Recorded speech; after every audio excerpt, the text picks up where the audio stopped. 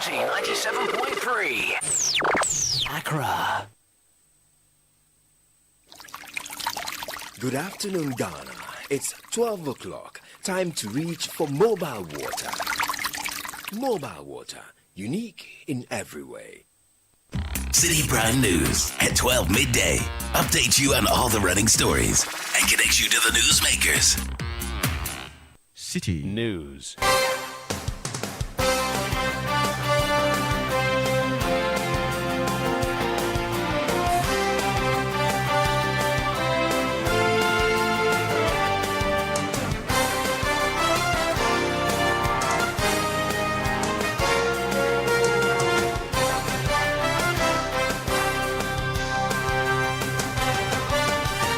Hello, good afternoon and welcome to the Citi Prime News. This is the Election Bureau. The news is live from our studio in Accra. I am Caleb Kuda.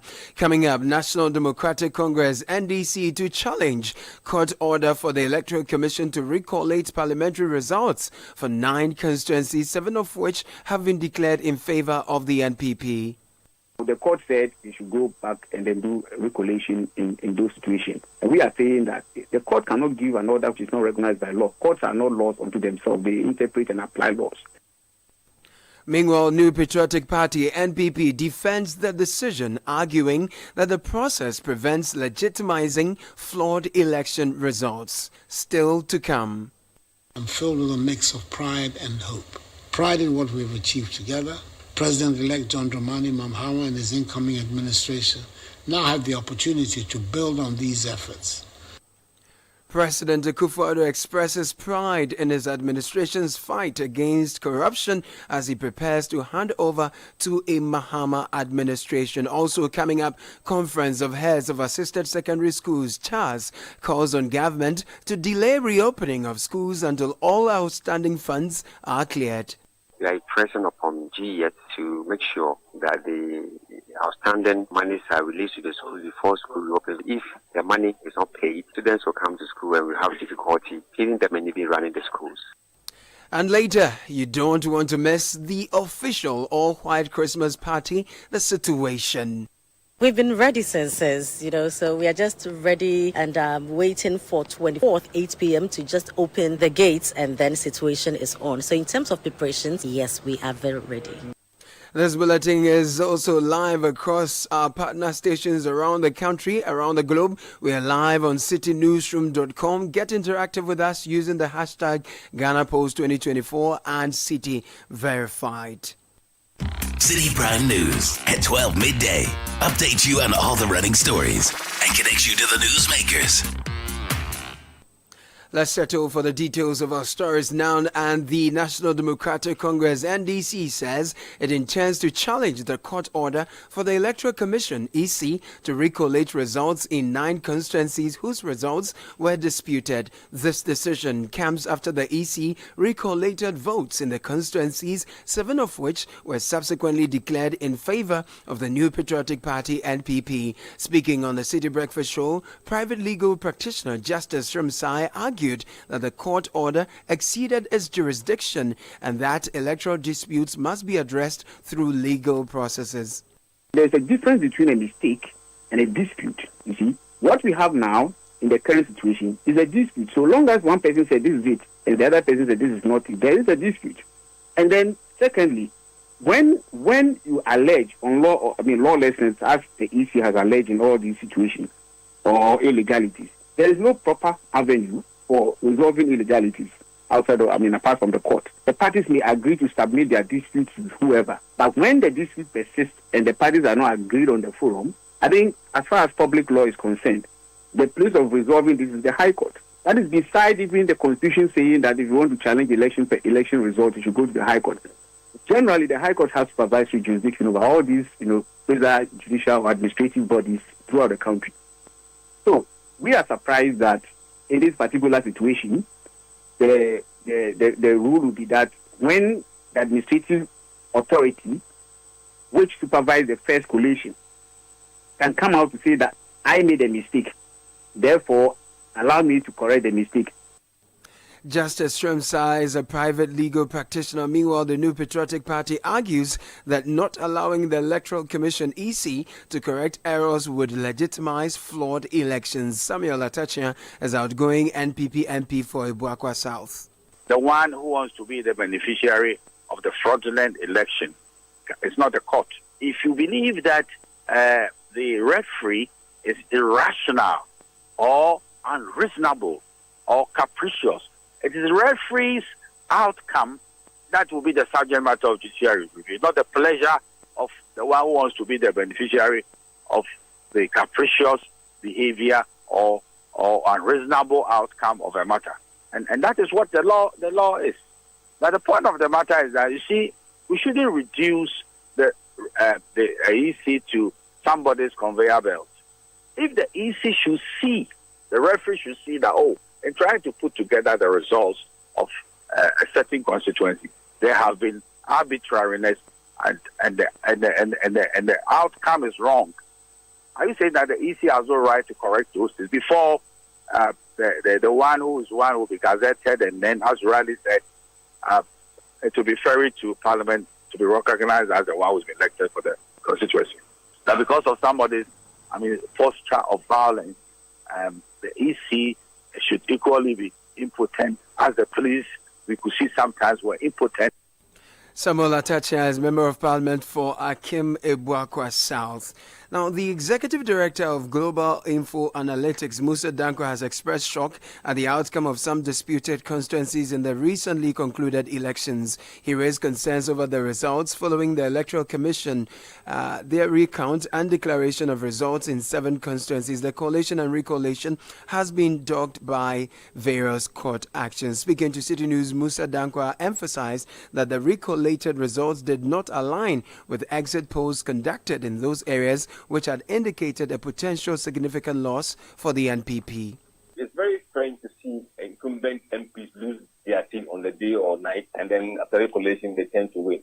The wind that blew, the wind of change, and I suspect all those seats are falling. If you look at the areas that have been disputed, in Greater Accra, Tema Central, Ablekumano, looking at Kaikwe Central, and Kwabinyan. Prior to this election, polls have shown that MPP was losing Tema Central. They were losing Tema West, and they were losing Kwabinyan. With the exception of, in fact, also losing Ablekumano. With the exception of Kaikwe Central, where the polls were showing that the incumbent MP was going to retain his seat, even that all the exit polls we did on election day showed that MP was losing all the seats that they were in.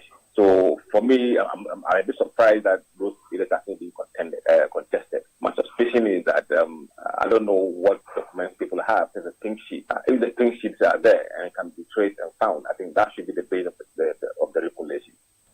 Musa Dankwa is the Executive Director of the Global Info Analytics. Now, the governing New Patriotic Party, NPP, has challenged the National Democratic Congress, NDC, to head to court if it disagrees with the Electoral Commission's decision to declare 7 out of 9 constituencies under contention in favor of the NPP. Now, the EC on Saturday recollated results of 7 constituencies following a court order, with the remaining 2 expected to be done at a later date. Deputy General Secretary of the NPP, Haruna Mohammed, in an interview with City News, reiterated the party's resolve to meet the NDC in court over the issues.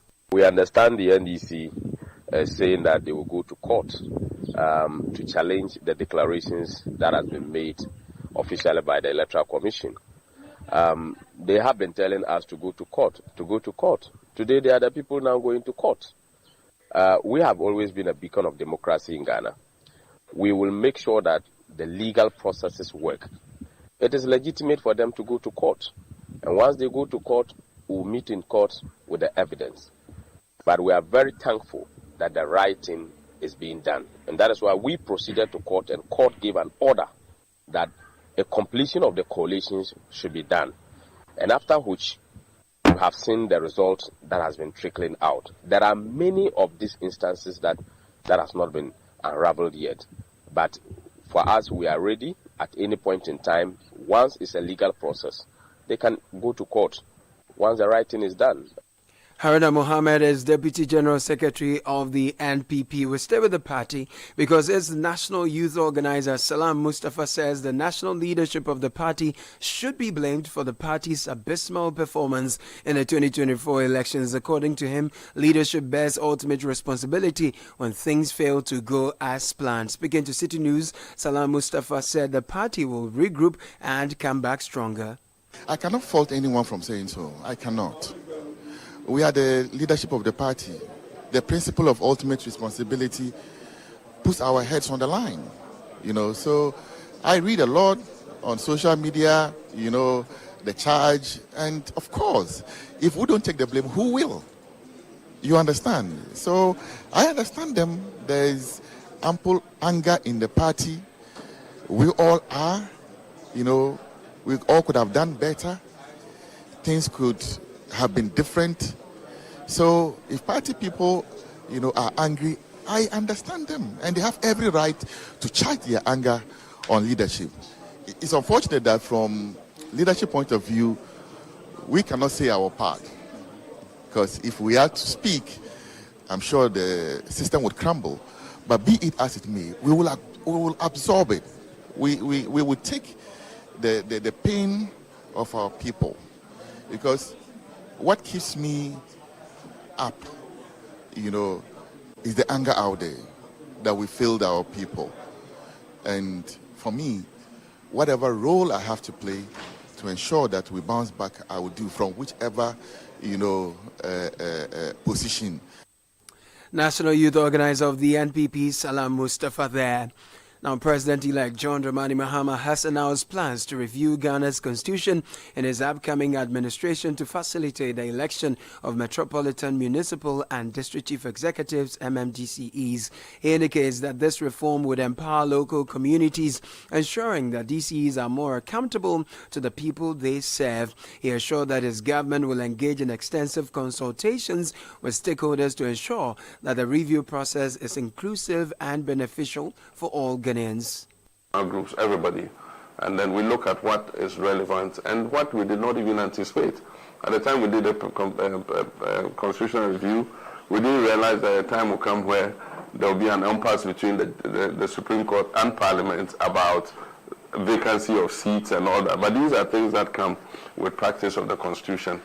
And so I believe that if we do this, then it will give us the opportunity to go even beyond and be able to do some amendments to the Constitution that would help take away this winner-takes-all thing.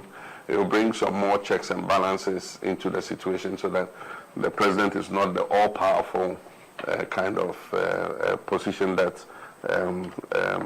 makes decisions of life and death, for our people. And that we'll be able to identify other things, including issues like the election of district chief executives, to make them more accountable to the people at the grassroots level. President-elect John Mahama there. Now, President Akufo-Addo says his administration invested heavily in the fight against corruption, leading to a reduction in corrupt practices in many public institutions. The president says through collaborative efforts among anti-graft agencies, the Auditor General's report for the 2023 year saw a significant reduction in corruption. At a final meeting with members of the National Anti-Corruption Action Plan at the Jubilee House, Nana Akufo-Addo says his administration fought corruption well. As I prepare to leave office, I'm filled with a mix of pride and hope. Pride in what we've achieved together, and hope that the fight against corruption will not lose momentum. President-elect John Dramani Mahama and his incoming administration now have the opportunity to build on these efforts. Whilst I do not doubt their capability, I do know that the road ahead will not be easy. It is my sincere hope that they will carry forward the torch of accountability, strengthening the institutions and framework we have put in place. This fight is not about me, nor is it about any one administration. It is about Ghana, our shared home and our shared future. Let me emphasize that no single government or leader can defeat corruption alone. It requires the collective effort of all citizens, institutions, and sectors of society. We must cultivate a culture of integrity and zero tolerance for corruption, where public office is seen as a call to service rather than an opportunity for personal gain. But laws and reforms, no matter how well-intentioned, will only go so far. The real fight against corruption lies in our hearts and minds. President Akufo-Addo there. The Conference of Heads of Assisted Secondary Schools, CHAS, has urged the government to delay the reopening of schools until all outstanding funds are disbursed. CHAS warned that failure to release the funds could disrupt the smooth operation of senior high schools when they resume on January 3, 2025. Speaking to Citi News, Reverend Father Stephen Owusu-Setre, president of CHAS, appealed to the Ghana Education Service to expedite the release of the pending funds to avoid complications. We are demanding outstanding payments for recurrent funding for our schools. We are demanding outstanding payment for funding for perishables that are in arrears for about 2.5 months now. We are demanding for arrears for payment. We sat down with management and we came up with distribution centers. So some schools are used as distribution centers where the food items will come there and then the schools will go and pay them. We were told that we were going to be giving the money for transportation, for food. We've done that for about 2 years now and no money has come. And we're also demanding that money as well. We are pressing upon GES to make sure that the outstanding monies are released to the school before school reopens on the 3rd of January. The Director General has spoken with me, and he's assuring that we are trying everything possible to do that. So we are waiting, because if the money is not paid or given to us, students will come to school and we have difficulty in feeding them and even running the schools. We have written to management and we have indicated that they should try to release the money to us. Otherwise, we are advising that they should suspend the reopening of schools for next year, that is 3rd of January. You heard Reverend Father Stephen Owusu-Setre. He is the president of the Conference of Heads of Assisted Secondary Schools, CHAS. This is the Citi Prime News, coming to you live from our studios here in Accra. My name is Caleb Kuda, still ahead. West African Examination Council, WAEC, says it is unable to set a timeline for the release of the 2024 WAEC examinations, despite receiving 25 million cedis from the government. We'll tell you why after this break. Stay with us. Citi Prime News at 12 midday. Update you on all the running stories and connects you to the newsmakers. Channel 1 TV is live on DSTV, GoTV, and HD+. On DSTV, find us on Channel 363. On GoTV, we're on Channel 117. And on HD+, get us on Channel 108. On a digital TV, run a new search. But take note that without an antenna, you cannot access Channel 1 TV. Channel 1 TV can be accessed on any free-to-air digital box, like the DSTV and HD+ boxes. Channel 1 TV, telling your story, empowering change. Citi Prime News at 12 midday. Update you on all the running stories and connects you to the newsmakers. Thank you for staying with us to some of the stories now. And the West African Examination Council, WAEC, says it cannot set a timeline for releasing the 2024 West African Senior School Certificate Examination WAEC results, despite receiving 25 million cedis from the government. The council explained that the funds released by the government are insufficient and only address a small portion of their challenges. In an interview with Citi News, WAEC's head of public affairs, John Kapi, urged the government to expedite the release of remaining funds. The technicians had asked that we should settle our indebtedness and then guarantee payment upon completion of the current job. So that is what we are looking at. So once this 25 million matures, we are going to use that one to settle that debt that we owe them. And then we will invite them to come and do an assessment of the job at hand. And then they will tell us how much that will cost us. Now, besides this money to expand our bandwidth for uploading the results online, there are some examiners who are doing some scrutiny for us, because we'll have to tell how many candidates were involved in examination malpractice and which of them will have to sanction So they have to finish with that job to enable us to have a balanced statistics when we are putting out the results. So these are immediate, things that we need to get money for. And so if the government is able to provide that amount of money, we would go ahead and then continue with the work that we're doing. For now, it will be difficult to give any specific date because, again, we cannot, ascertain whether we can pay the technicians when they are done with the job. We don't want to continue to assure them when we know very well that we don't have the funds to pay them. So really, it'll be difficult for us to give any specific date. John Kapi is head of public affairs at the West African Examination Council, WAEC. Now, the Ghana National Association of Teachers, NAT, is calling on the incoming John Mahama government to establish a dedicated funding system for pre-tertiary education. NAT Secretary Thomas Musa stressed that the lack of a stable funding system has contributed to resource shortages, inadequate infrastructure, and declining educational standards. Especially where we're looking at what we call the sustainability, because it is a capital-intensive thing. It got to a time where basic education, if I say basic education, specifically, I'm looking at the KG, primary, and the GHS. They were really disadvantaged. These three sectors of our educational system, they were disadvantaged because all the resources went to the free SHS at the disadvantage of these GHS. For example, how can we feed KG, feed primary, and we jump the SHS, GHS, and go and feed SHS? What kind of policy is that? Look, if you are feeding children, giving somebody at the SHS and somebody at the GHS, SHS and who should be fed? It should be JHS. But in the whole scheme of things, we left them out. Thomas Musa, General Secretary, NAT.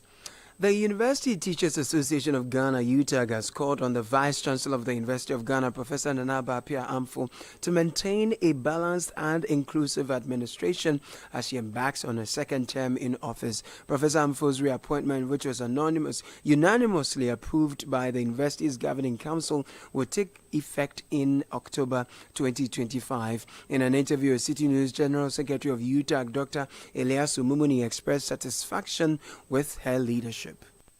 Oftentimes, what goes into reappointments of vice chancellors are anchored basically on their achievements and what they still have to offer by way of their vision towards the institution.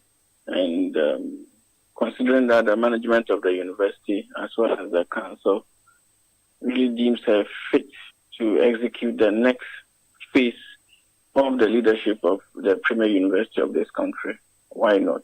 And we think it is okay. What we actually look out for is basically for a well-balanced, functioning process that takes the welfare, the well-being, and progress nature of our members into consideration. And so, as far as there isn't any practice that endangers or puts any of our members at the University of Ghana campus into any form of harm, disadvantage position, we're all in for it. Dr. Eliasu Mumuni is the General Secretary of the University Teachers Association of Ghana, UTAG. Away from education, we take our attention to public health.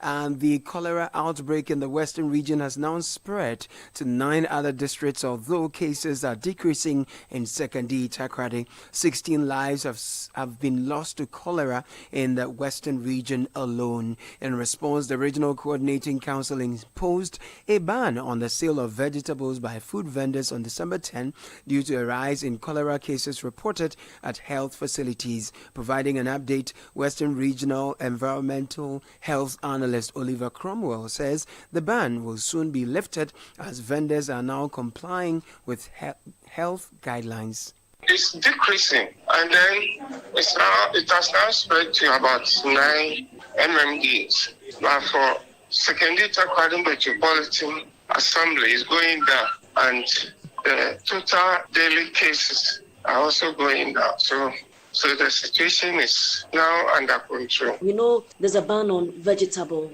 in Second D. Does that ban still hold as we enter into the festive period? We will soon lift it either today. For those the food vendors have ensured sanity and all those things. We'll lift it. And this communication has also gone very high. So I believe with that education that has gone on, we'll definitely lift it for everybody to be free. But we need to be careful on what we eat during the Christmas festivities. Eating outside, you need to be extra careful. Western Regional Environmental Health Analyst Oliver Cromwell. The Speaker of Parliament, Alban Bagbin, has stated that the delay in the presentation of the 2025 mini-budget by the Finance Minister cannot be attributed to the minority in Parliament. This response came in the wake of accusations by the Majority Caucus that the minority prioritized the quest for majority status in the House over the core legislative business, particularly in light of the recent petition for a recall of Parliament. Here is Speaker Bagbin. You are aware that the House had to be adjourned sine die because you boycotted sitting. Yesterday and 2 days ago, in my absence, you people made those statements as if either the Speaker or it's rather the minority that caused the delay in the presentation of this item. That is untrue. You know what happened. Because for good reason, we don't usually want to disclose so many things to the public. So please, don't push us to the corner. We'll be compelled to come in defense, and that will not be good for you. When I say you, I mean the New Patriotic Party and its future. I'm very clear in my mind about this. Don't push me to say things. Speaker of Parliament Alban Bagbin. Now, the Member of Parliament-elect for Afram Plains North, Wolasi Kweli, says he will consult his constituents before deciding whether to align with the National Democratic Congress NDC in Parliament. Kweli's decision comes after a contentious period in which he was suspended by the NDC ahead of the election. He contested the Afram Plains North parliamentary seat as an independent candidate and won. Currently, the NDC is seeking 2 more seats to achieve a 2/3 majority in Parliament. This majority could be secured if the results from Dom Kwabena and Ablekuma North are upheld in favor of the NDC. If not, 2 independent candidates joining the NDC caucus would finalize the deal. Now, speaking on the City Breakfast Show, Wolasi Kweli noted that the importance of engaging with the electorates before making such a critical decision. It was really a call from the people of Afram Plains North, and I heeded to it, and it paid off. Oh, so for how long had you been in the NDC before this decision to go independent? Oh, I've been a member of NDC as soon as I attained 18 years. And I contested the primaries in 2016, in 2020, and the last one we didn't end well was in 2023. So does it mean that in this 9th Parliament, if by the grace of God you are sworn in on January 7 and you are presented a chance to sit on either side, you will choose the NDC side, or we have to wait? Bernard, I'm sure even NDC would not want me to answer this question at this moment because there are a lot of things that go into this decision. There are consultations, there are other decisions that one must go through to come to the conclusion. Member of Parliament-elect for Afram Plains North, Wolasi Kweli. Now, the head of Central Analysis and Forecasting at the Ghana Meteorological Agency, Felicity Ahafianyo, is urging the general public to take precautionary measures to promote their well-being during the Harmattan period. Now, it is that time of the year where the Harmattan is felt the most, characterized by foggy, cool, and dry air particles, impacting livelihoods, health, and agriculture. According to Madame Ahafianyo, the dry weather conditions would prevail over most places in Ghana, including the northern, transition, middle, and coastal sectors. Speaking to City News, she cautioned Ghanaians to be safety conscious even as they engage in the festive season. Yes, with the Harmattan season, we know it comes with some characteristics such as relative humidity, how dry the winds are, In terms of the stability, it affects it. It makes it blur. In terms of the transparency of the atmosphere, we have the minute dust particles in suspension, and since it's that's coming from the ground, we know it definitely will have pathogens in there. The atmosphere is dry, so whether the leaves are green or brown or yellowish, it has the higher tendency of fire outbreaks. So they need to be mindful of open fires. They need to be very, very careful. And then the hunters too, they may want to use fire to lure their games. Felicity Ahiafianyo is head of Central Analysis and Forecasting at the Ghana Meteorological Agency. Now, following weeks of rigorous preparations, all is set for Ghana's biggest Christmas Eve gathering, the Situation All-White Party. The event has since its inception provided patrons with an unmatched festive experience. This year's edition, which is slated for tomorrow, December 24, at the Plush Underbridge Event Center in East Legon, promises to be a notch higher with enthralling performances from some of the country's finest music artists, including Keche, Bisakede, MOG, and Adani Best. Head of Events and Partnerships for Channel 1 TV and Citi FM, Frema Edunyame, has been expressing the company's readiness ahead of tomorrow's event. We've been ready since, so we are just ready and waiting for 24th, 8 p.m. to just open the gates, and then situation is on. So in terms of preparations, yes, we are very ready. The beautiful thing about situation is the fact that we don't even limit the party to just one location. So you notice that we've done the Polo Court, we've done Gazebo, we've done La Palme, and this time around we are doing the Underbridge Event Center. It means that in itself brings a different approach to the whole thing, because location is different. And when you have the party in the heart of town, in an area where it's very known for fun, very excitement and all, you know that you are in for a real treat. Now, when you also look at the offerings, this is the first time that for Platinum, we are going to be having the grazing table, so every year we scale it up just to ensure that for those who keep coming, the experience will even be different for them. The artists coming are different people from those we had last year, and so everything in terms of package, in terms of service, and what we are expecting our patrons to have is really scaled up, and so absolutely the experience is going to be nothing that you've seen in previous times. Frema Edunyame is head of events and partnerships for Channel 1 TV and Citi FM. The Situation All-White Christmas Party is powered by Channel 1 TV and Citi FM and sponsored by Carlsberg, Kiss, Series, Bell Eyes, Bushmills, Blue Jeans, Energy Drink, Verve Duvernay, and Stanbic Bank. And that will be all for today's edition of the Citi Prime News, which has been live from our studio here in Accra. For more news, please visit citinewsroom.com. You can also use the hashtag GhanaPost2024 and Citi Verify for more election-related stories. You can also log on onto our election website, www.election.citinewsroom.com. My name is Caleb Kuda. Many thanks for listening. Do have a good day. Citi News. We speak first. Reach our hotline on 0302 224959 and get interactive on Facebook, Citi 97.3 FM, and on Twitter at Citi 973.